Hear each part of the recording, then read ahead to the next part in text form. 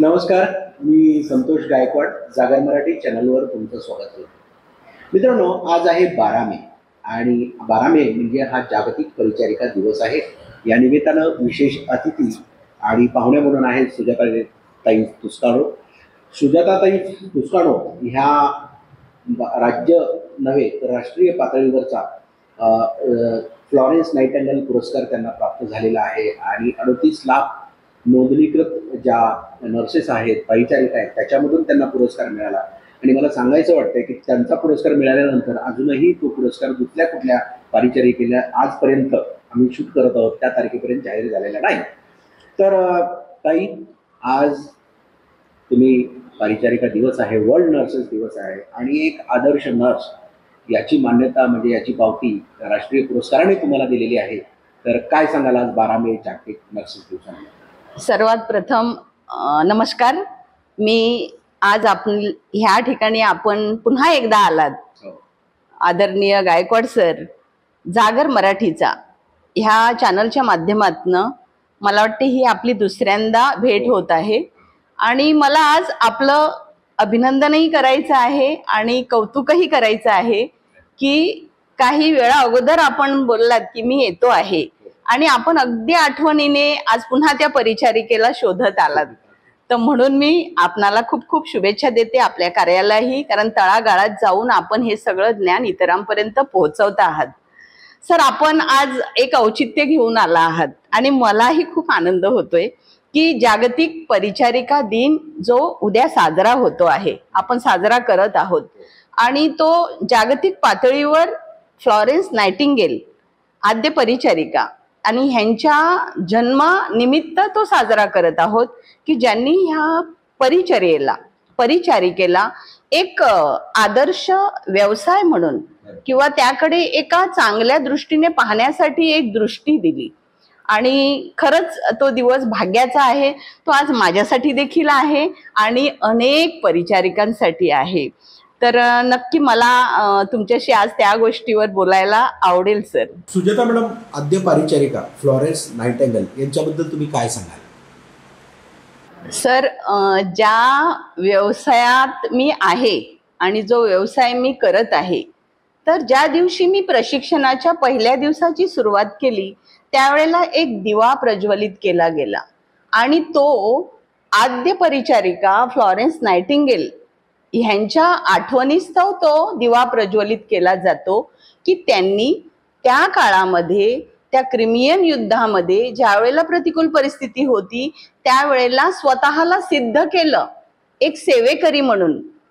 म्हणजे तिला जो ईश्वराचा संदेश येत होता की तुला सेवा करायची आहे, तुला काहीतरी करायचं आहे समाजासाठी, आणि म्हणून तिने तिच्या स्वतःच्या आयुष्याच्या ज्या सुखवस्तू गोष्टी होत्या, ती अतिशय सुखवस्तू कुटुंबात जन्माला आलेली मुलगी, तिने त्याचा सगळ्याचा त्याग केला आणि ती म्हणाली की मला परिचर्येकडे वळायचं आहे. मग जर्मनीत जाऊन तिने स्वतःला अद्ययावत केलं, ज्ञानसंपन्न केलं आणि मग ज्या वेळेला त्या परतल्या त्यावेळेला त्यांना दिसत होतं की एक संधी आहे माझ्या पुढे. बऱ्याच वेळेला एक व्यवसाय म्हणून पाहतो त्यावेळेला आपण एक ड्युटी किंवा एक कर्तव्य करायचं म्हणून करत असतो, पण जेव्हा एक आपण संधी शोधत असतो ना त्यावेळेला त्या परिचारिकेला असं वाटलं की एक युद्ध, क्रिमियन युद्ध ही माझ्यासाठी एक संधी आहे जिथे अनेक लोक, अनेक सैनिक मृत्युमुखी पडत आहेत आणि जे आजारी आहेत, ज्यांना सेवेची गरज आहे, ज्यांना माझ्या स्पर्शाची गरज आहे, तिथे मला जाता आलं पाहिजे. आणि त्या ठिकाणी ज्या वेळेला पोहोचल्या आणि त्यांची जी सेवा सुरू झाली ती निव्वळ एक सेवा म्हणून नाही, परिचर्या म्हणून नाही, परिसेविका म्हणून नाही, त्यावेळेला ती त्या सैनिकाची आई बनली, माता बनली, बहीण बनली, ताई बनली, एक भगिनी बनली आणि तिने तिचं संपूर्ण जे स्किल आहे ते त्या ठिकाणी वापरलं आणि ती एक संशोधिका म्हणून त्यावेळेला आपल्याला दिसली. आणि म्हणून ज्या वेळेला एक परिचारिका ज्या वेळेला ती शपथ घेते, ज्या वेळेला ती तिचं प्रशिक्षण सुरू करते त्यावेळेला तिने नेहमी ते स्मरणात ठेवायला हवं की मी ह्या परिचर्येकडे का आले, एक सेवा म्हणून कारण ईश्वर सेवा करायची असेल तर ही एक संधी आहे की त्या रुग्णालयाकडे जाण्याची. कारण ह्या सेवेमध्ये असं आहे की येणारा प्रत्येक व्यक्ती हा दुःखी असतो, संकटात असतो, त्याला तुमच्या सेवेची गरज असते, तो तुमच्याकडे दयेची भीक मागत असतो. आणि आपण आपलं एक प्रोफेशन म्हणून, व्यवसाय म्हणून त्याच्याकडे पाहत असताना ती एक सेवा म्हणून जर पाहिलं तर आपण त्याला आनंद देऊ शकतो, आपण त्याला प्रेम देऊ शकतो, त्याला उपचार देऊ शकतो. आणि हे मानवी जीविताला वाचवण्यासारखं दुसरं कोणतंही मोठं काम नाही. जसं रणांगणावर सैन्याशी 2 हात करताना ज्या वेळेला आपण म्हणतो की ते आपल्या देशासाठी लढत आहेत, पण ही त्या जीवितासाठी लढते आहे, ती तो जीव वाचवते आहे. म्हणजे ज्या वेळेला एखादं बाळ जन्माला येते, ज्या वेळेला ती परिचारिका जन्माला आणते त्या बाळाला प्रसूती करून, त्यावेळेला त्या प्रत्येक श्वासामध्ये, पहिल्या श्वासामध्ये ती त्याला बघत असते, त्याला वाचवण्याचा प्रयत्न करत असते. आणि ज्या वेळेला तोच मानवी जीव ज्या वेळेला तो त्या वृद्धापकाळात येतो, त्या रुग्णशय्येत येतो, तो त्या बेडरिडनवर असतो, त्यावेळेला देखील त्याचा अखेरचा श्वास ती शांतपणे कसा होईल तो ती पाहत असते. ती प्रत्येक वेळेला एक सहाय्यकारी असते, एक मदतकारी असते. म्हणून आज मला आनंद होतो आहे की हा जो सेवेचा वसा देणारी फ्लॉरेन्स नायटिंगेल आहे, हा जो दीप तिच्या हातात आहे, हा संपूर्ण जगाला ती प्रज्वलित करत आहे.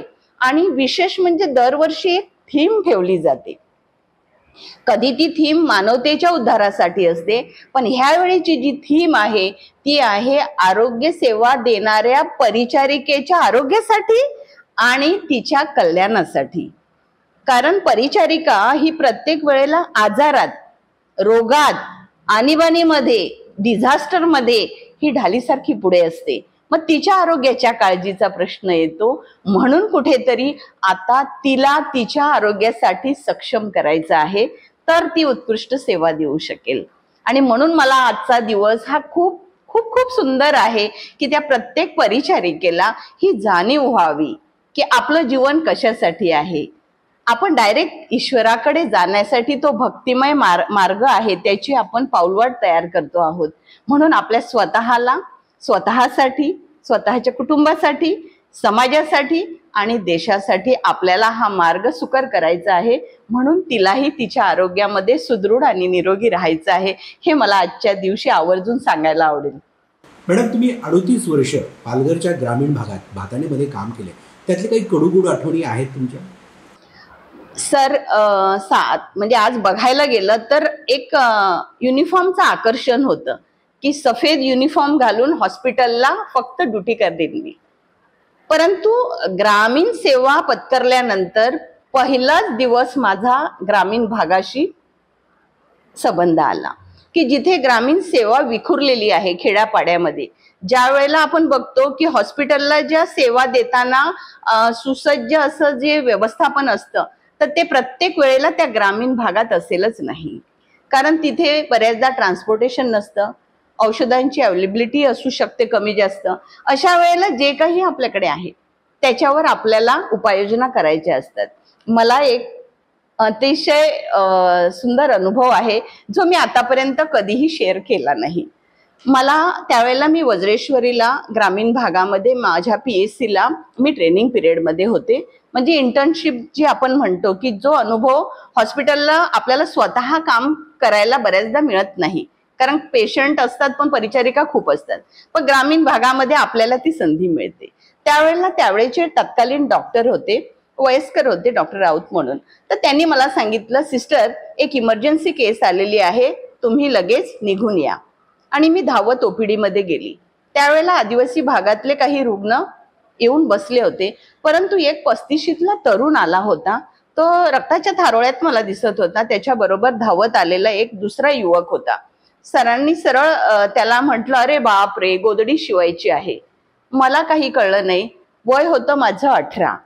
एक तरुण मुलगी मी म्हणून त्या ठिकाणी मला हे काही शब्द परिचित नव्हते, परंतु एक त्या ग्रामीण भागातली त्यांच्याबरोबर बोलायची भाषा म्हणून सहज मिश्किलपणे त्यांनी म्हटलं.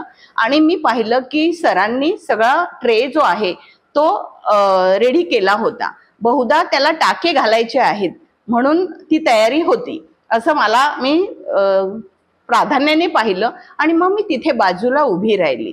सरांनी त्याचे जो टॉवेल गुंडाळला होता कमरेभोवती तो मोकळा केला आणि मग मी बघितलं की तो पूर्ण रक्तबंबाळ माणूस जो होता त्याच्या अंडाशयाचा जो भाग आहे तो पूर्ण फाटला होता आणि त्या ठिकाणी सगळं रक्तप्रवाह इकडे तिकडे वाहत होता.